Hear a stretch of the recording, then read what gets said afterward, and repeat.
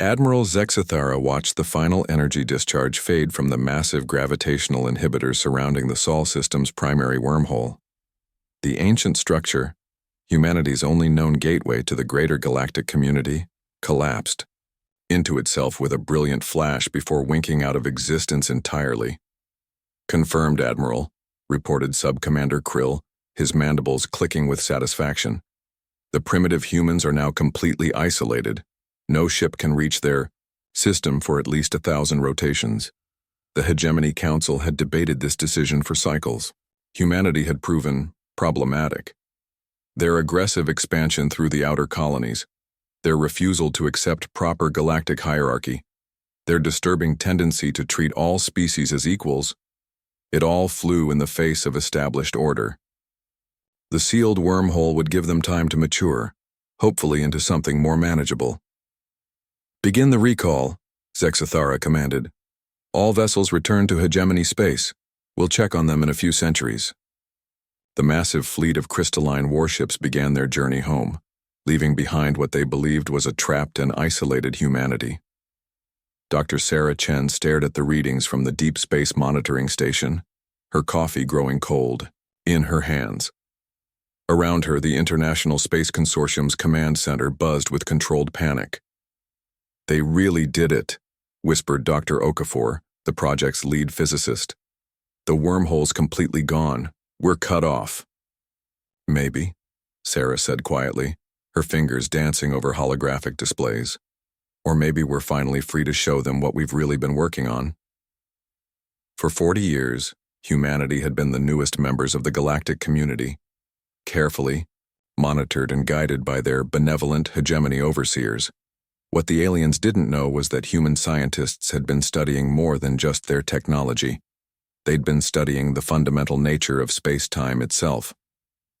"Initiate Project Doorway," Sarah announced. The command center fell silent.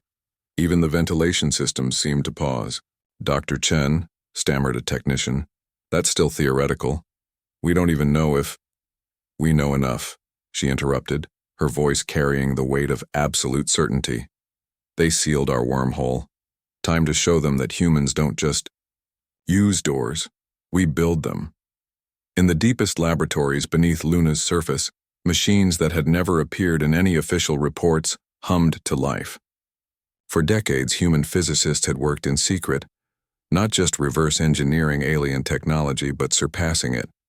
While the galaxy used naturally occurring wormholes and carefully maintained them like ancient artifacts, humanity had been learning to create them from nothing. The breakthrough had come from an unlikely source, a 12-year-old prodigy named Marcus Webb, who had asked his teacher why space had to follow the rules aliens had written down. His naive question had sparked a revolution in human physics. "Quantum foam manipulation online," reported Dr. Petrov from the lunar facility. "We're ready for the first test." Sarah took a deep breath. The theory was sound, but they'd never attempted anything on this scale. Instead of punching through existing space-time like traditional wormholes, Project Doorway would create entirely new dimensions, pocket spaces that existed parallel to normal reality, accessible only to those who knew the precise quantum signatures required. Initialize the field generators. Across the solar system, hidden installations activated simultaneously.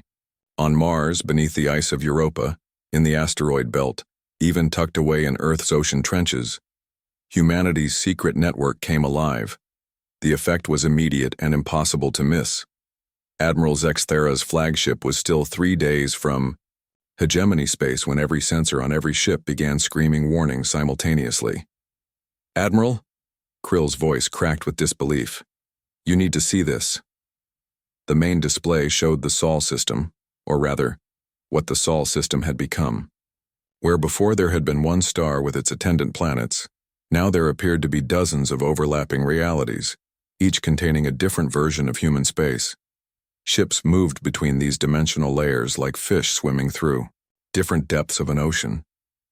"That's impossible," Zexathara whispered. "The physics don't—" "Unknown vessels approaching," announced the sensor officer. They're coming from inside the sealed space." On the screen, sleek ships unlike anything in the galactic database emerged from tiers in space-time itself. They weren't using wormholes or any known form of faster-than-light travel. They were simply stepping through reality like it was a doorway. The lead ship broadcast on all frequencies. "This is Captain Maria Santos of the Earth Alliance vessel New Horizons. We received your message about needing time to mature. Consider us graduated." Zexathera's four hearts hammered against his chest plating. "How did you—" "The wormhole was sealed. Your system was isolated." "You sealed your wormhole," Santos replied, and Zexathera could hear the smile in her voice. "You never asked if we had our own doors." What the hegemony had failed to understand was that humanity's greatest strength wasn't their technology or their aggression. It was their refusal to accept limitations. When told that faster-than-light travel required wormholes, they had asked why. When informed that space-time was immutable, they had wondered who had decided that. Now, as human ships materialized throughout hegemony space from impossible angles, the galaxy learned a hard truth. You could lock a human in a room, but they would eventually find a way to redefine what room meant. The hegemony's carefully maintained order began to crumble as species across the galaxy saw what was possible when you stopped accepting that the universe had rules that couldn't be rewritten. Humans didn't just think outside the box, they had learned to step outside the dimension the box existed in. Admiral Zexthera's final log entry was discovered weeks later. "We tried to contain them by sealing their known exit. We never considered that humans don't just find doors, they create them where none existed before. The primitives have become something we never imagined possible. They have become uncontainable." Dr. Sarah Chen stood on the observation deck of humanity's first interdimensional space station, watching ships from 100 different species arrive through the doors her people had opened. Some came as allies, others as curious observers, and a few as potential challengers. "Think they'll try to seal us in again?" asked Dr. Okafor.